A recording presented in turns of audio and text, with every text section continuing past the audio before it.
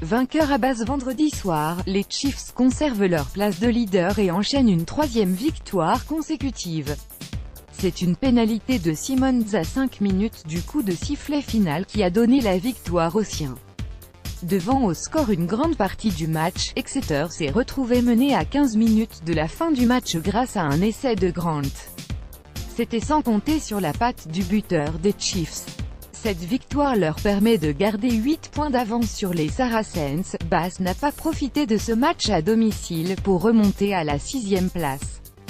Sale Sharks, Worcester Warriors, 58-25, victorieux à Northampton. La semaine dernière, les Sharks devaient confirmer ce résultat.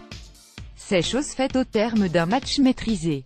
La première mi-temps aura eu raison des Warriors, menés 29-6 à la pause, avec 4 essais encaissés, ils ne referont jamais leur retard. Au contraire, la seconde période sera elle aussi à sens unique, avec 4 nouveaux essais marqués par les Sharks.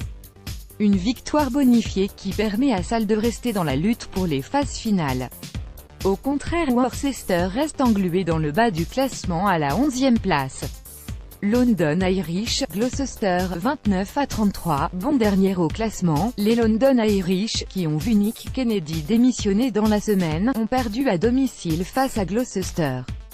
Après une entame de match tonitruante avec 2 essais dans les 20 premières minutes, les locaux ont connu un passage à vide jusqu'à la 60e minute. Un trou d'air durant lequel ils ont encaissé les 33 points de Gloucester. Menés 33-17 à 15 minutes de la fin, les locaux ont cru à l'exploit jusqu'à la fin grâce à 2 nouveaux essais. Ils échouent à seulement 4 points et restent lanterne rouge.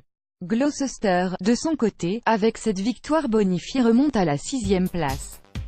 Saracens, Harlequins, 24-11, les Saracens se sont imposés face aux Harlequins pour leur premier match de Premiership au London Stadium.